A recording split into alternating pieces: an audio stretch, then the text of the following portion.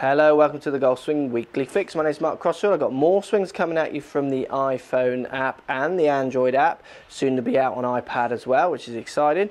I've also got a great question of the week talking about distances. How do I get different distances with longer clubs to shorter clubs? So loads to do. Let's get stuck in.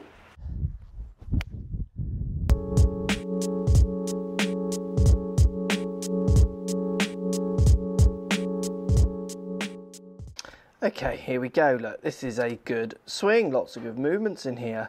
Very classic junior problem though that we see. I see this day in, day out.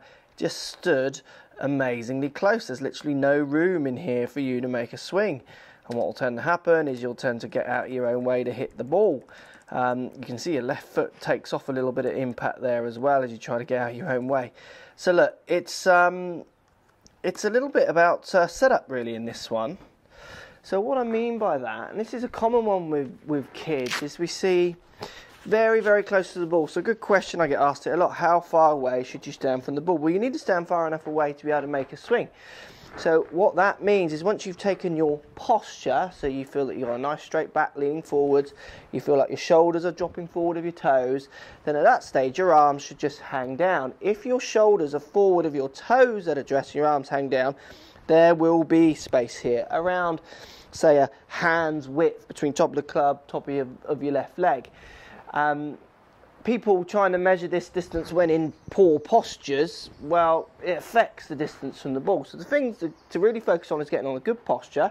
We can see his posture's a little bit upright, so he needs to work on getting his shoulders more forward of his toes at address. And then we need to think about trying to make sure there is some room for him to swing. So literally what I'm going to do, if I'm going to hit some shots here, or I hit one, I'm going to start nice straight back, make sure my weight's forward, make sure my shoulders are leaning forward of my toes. When that happens, my shoulders can literally hang down and I know I'm in the best place to hit the ball. There is a space here around a hand's width, but that's coming from my good posture rather than so upright. There's nowhere for your hands to hang down, so they get a little bit bunched. So shoulders forward of toes, nice straight back, a little bit of knee flex will give you the hand position, then the club just literally comes out from there. If you set that posture well, with a good swing like this young man's got, he's going to hit better strikes and straighter shots. So we've got a couple of across the line at the top backswingers here. We can see here that the club gets, as we call it, across the line at the top of the backswing. And what that and there's another one there. What we tend to see from this is we'll see some quite awkward impact positions, so they try to recover this position, and we'll often see quite heavy hitting into outs, which we see on this one, or we'll see more change of directions, which we see a little bit on this one. Look, the reason you get a cross the line at the top for both of you guys is the lack of rotation in your arms on the backswing. So really what we're going to need to see here is a little bit more of a changing relationship here between left arm and right arm basically. This needs to be flipping slightly.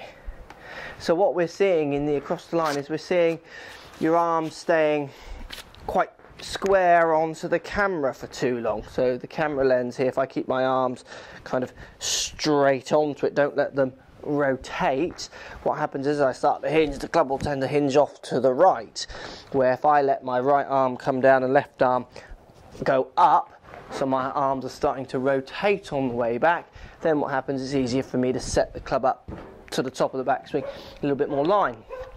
Good way of thinking about this: get your trusty baskets from your range, place them this way so you've got the opening just up in the sky out in front of you, and then try and chuck. Imagine there's a bit of water in here and try and chuck it over your back and towards the target. So for me that would be going here, pointing it more up to the sky, and then over my back. What you guys are doing is just keeping the water facing this way, and then when you go to release it, it's just going to pour out over your head. So it's more about trying to get this rotation with the basket on the way back and on the way through as well, to get more kind of on a better club path direction and a less complicated hitting action.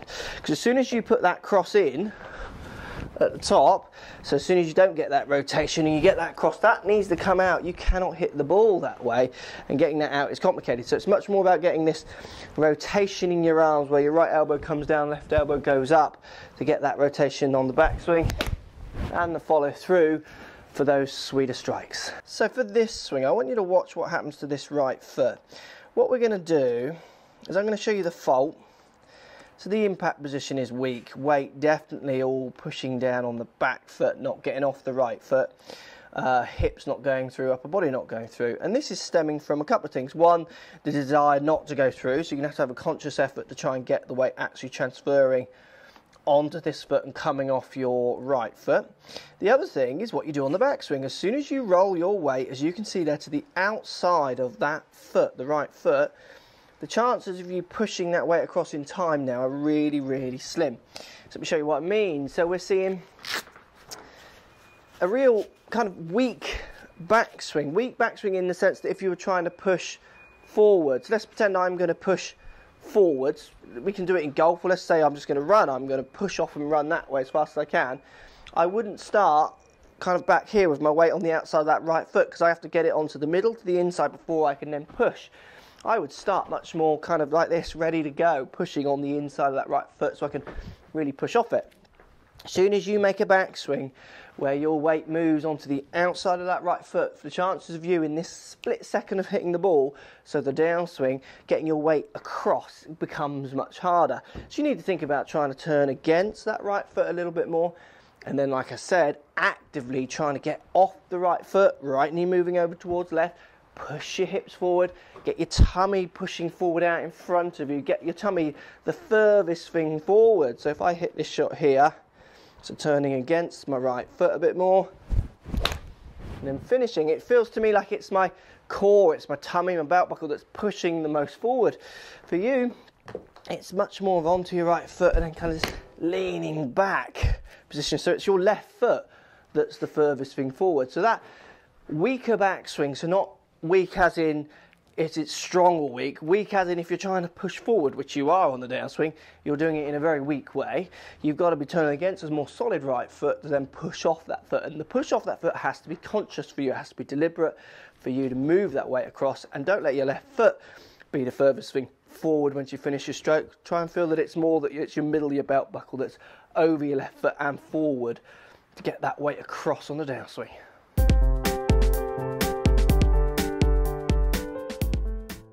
It's a question of the week, guys. I've got a great question coming from Google Plus, of all places. I didn't realise anyone was on Google Plus, but obviously they are.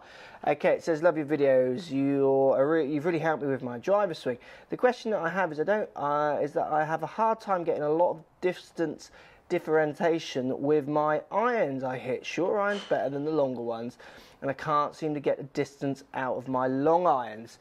I have a slice of my swing So this is coming from JD from the USA, so thanks for watching for a start. So this is a common question. Don't seem to get much distance differentiation between long irons and short irons. Hit them all quite similar. Look, I'm going to use a couple of drivers to try and illustrate this point. I'm going to hit with two ping drivers, just because they happen to be the ones I've got, which are identical heads but different lofts and different shafts as well. I've got a 12-degree ping G20, and I've also got an 8.5-degree ping G20. One's got a regular shaft, one's got an X-Flex shaft. Let me show you what happens with club head speed. So look, if I hit the 12-degree driver and I swing down at, say, 73 miles an hour, so slower than my normal swing, I'm carrying that 110 yards with our range ball, okay? So, if I now try the 8.5,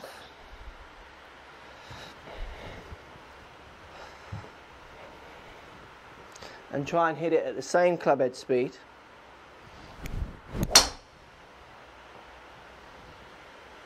to 78 miles an hour, so I swung faster then, that goes to 125, so a little bit more distance out of the 8.5 over the 12.5. So let me try it again.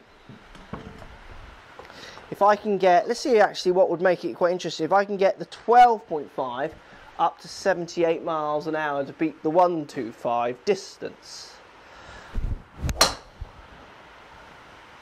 Okay, so 2 mile an hour, that's 80 mile an hour, so only 2 mile an hour difference.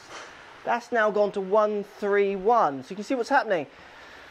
what's happening is that with the lower lofted club, if you're not hitting the ball a certain amount of aggressiveness, if you're not using a certain amount of club head speed, what actually happens is you start losing distance. That's 80 miles an hour.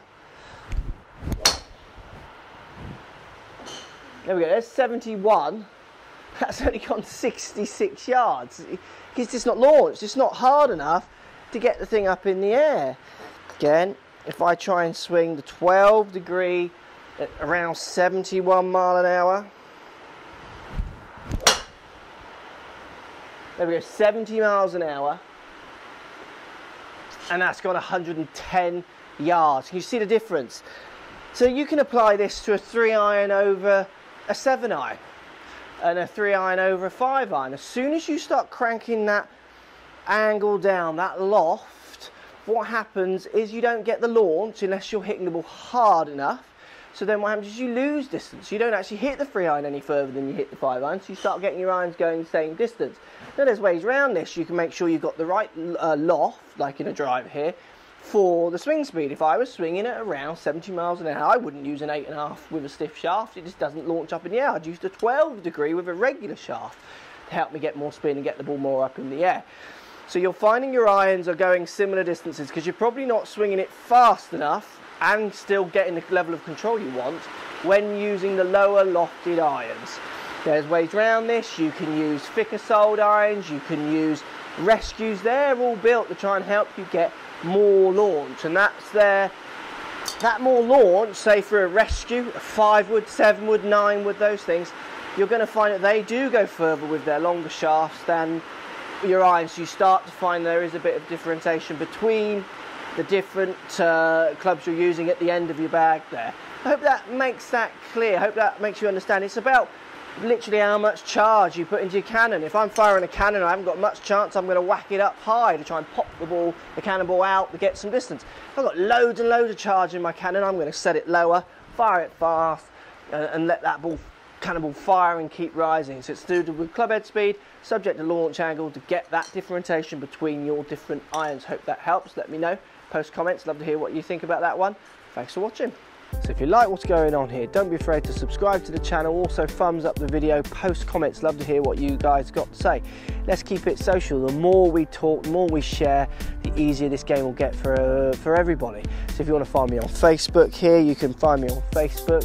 If you want to tweet me, find me on Twitter here as well. Just follow the links, all in the description. Come and join the show. Get active, get involved, get playing some better golf. Thanks for watching.